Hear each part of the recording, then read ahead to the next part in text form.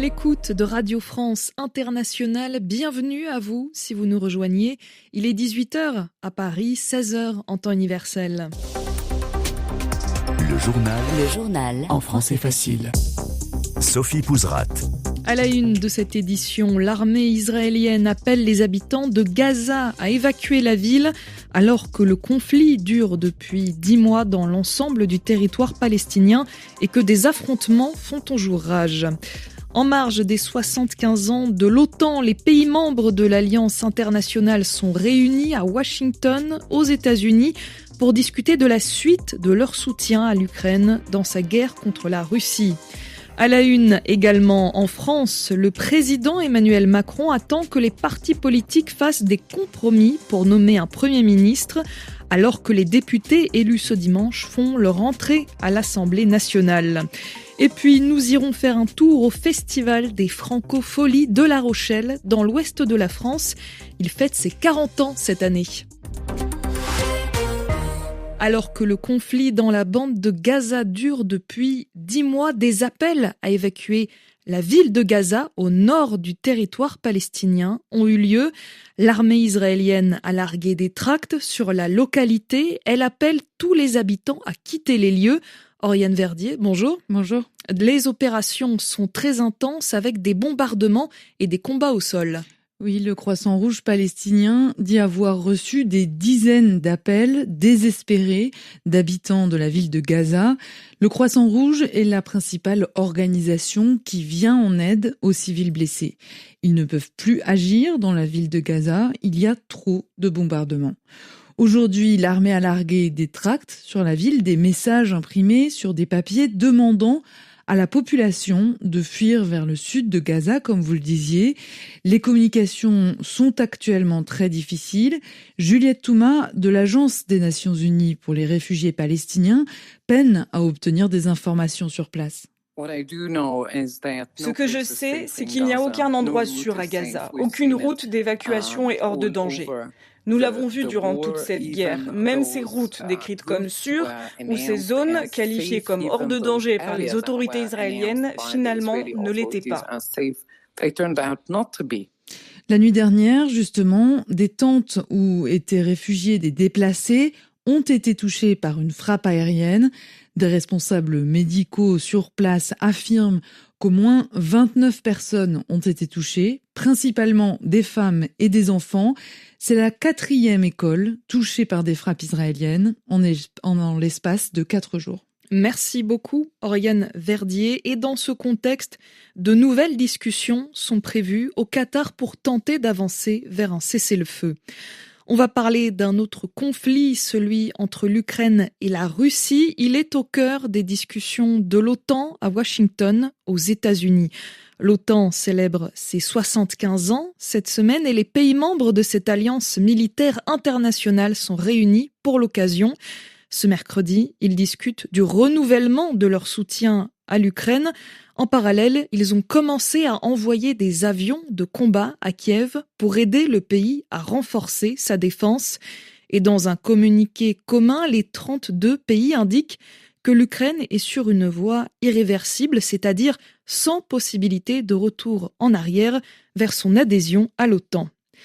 Comme chaque été, la Grèce fait face à une nouvelle saison d'incendies en ce moment. Après une série de feux ravageurs en 2023, le ministre grec de la crise climatique annonce déjà cette saison de l'été 2024 comme la plus difficile de ces 20 dernières années. Une déclaration qui peut sembler précoce, mais qui montre l'inquiétude des autorités grecques face à des records de température qui se succèdent depuis cet hiver dans le pays. Correspondance depuis Athènes de Joël Bronner. Le mois de juin n'a pas dérogé à la règle d'une année 2024 particulièrement chaude en Grèce. L'Observatoire d'Athènes le considère même comme le plus chaud de ces 60 dernières années. Alors que les normales saisonnières n'y dépassent pas traditionnellement 31 degrés en Grèce, le pays a cette fois connu des pointes à 35 degrés, voire à 40 degrés au cours d'une première vague de canicule. Des chaleurs qui ont des conséquences directes sur les feux qui frappent traditionnellement le pays chaque été. Un porte-parole du gouvernement grec a ainsi indiqué cette semaine que les départs de feu avaient été en juin plus de 2 fois plus nombreux que ceux dénombrés l'an dernier à la même date. À cela s'ajoute aussi le phénomène des feux précoces qui ont commencé cette année à toucher le pays dès le mois de mars. Cette semaine, ce sont notamment les habitants de Patras, la 3e ville du pays, qui ont été incommodés par les fumées d'un feu de végétation. Proche des zones d'habitation, celui-ci a entraîné plusieurs évacuations préventives, comme celle d'un hôpital pour enfants ou d'une maison de retraite. L'an dernier, la Grèce a été le théâtre d'un gigantesque feu de forêt dans le nord du pays, le plus important jamais mesuré en Europe au cours des dernières décennies. Joël Bronner, Athènes, RFI. Le journal en français facile. Toujours à l'écoute de Radio France Internationale, il est 18h05 à Paris où les députés ont fait leur rentrée à l'Assemblée nationale ce mercredi.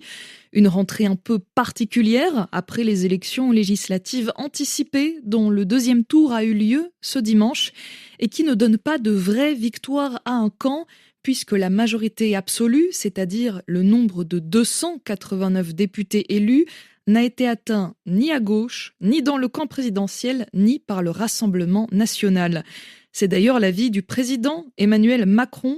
Il prend la parole ce mercredi dans une lettre adressée aux Français et estime que personne ne l'a emporté dans ces élections. Alors maintenant, une question se pose, qui sera le nouveau Premier ministre ? Dans sa lettre, le chef de l'État dit qu'il prendra sa décision quand les partis politiques auront bâti des compromis. Et il demande aussi aux forces politiques qui se considèrent comme républicaines de construire une majorité solide. Le Rassemblement national, quant à lui, n'a pas atteint la majorité qu'il espérait. Mais la députée du RN, Marine Le Pen, assure que ça n'est que partie remise. Nous allons jouer le rôle que nos électeurs nous ont confié, même si un certain nombre de manœuvres, et notamment des manœuvres de désistement massifs, nous ont privés de la majorité absolue.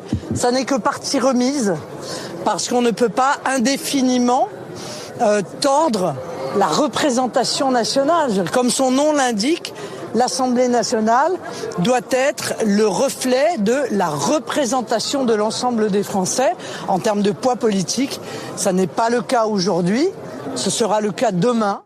Marine Le Pen qui sera à nouveau présidente du groupe du Rassemblement national à l'Assemblée pendant la nouvelle législature.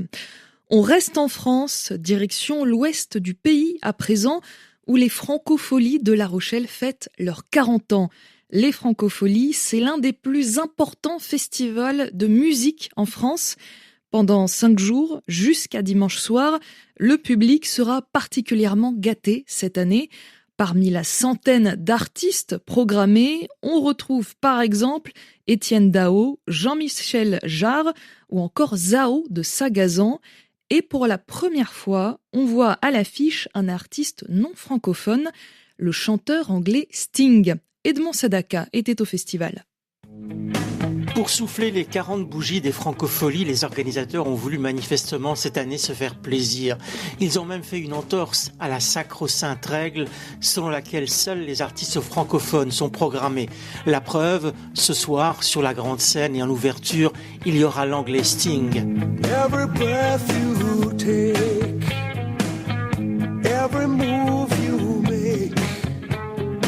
Créé par l'homme de radio Jean-Louis Foulquier et dirigé depuis 2005 et pour la dernière fois cette année par Gérard Pont, le festival s'adresse à toutes les générations. Bref, un festival de famille en quelque sorte. Gérard Pont. Jean-Louis Foulquier, dès la création, il a à la fois invité Patricia Cass et NTM, donc on est resté fidèle à la ligne éditoriale que Jean-Louis Foulquier avait décidée, écrite. On a un écrin qui est la ville de La Rochelle, et puis je crois qu'on répond aux attentes du public encore plus aujourd'hui qu'avant. La musique va donc résonner pendant 5 jours au pied des fameuses tours de cette ville réputée pour son calme et sa douceur de vivre, et qui le temps d'un festival passe d'un extrême à l'autre, car la sono ici est mise en route dès 10h du matin pour les répétitions, et tout cela se termine forcément très tard dans la nuit.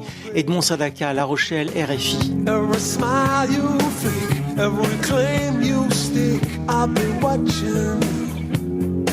Et d'ici dimanche, environ 150 000 spectateurs sont attendus aux Francopholies.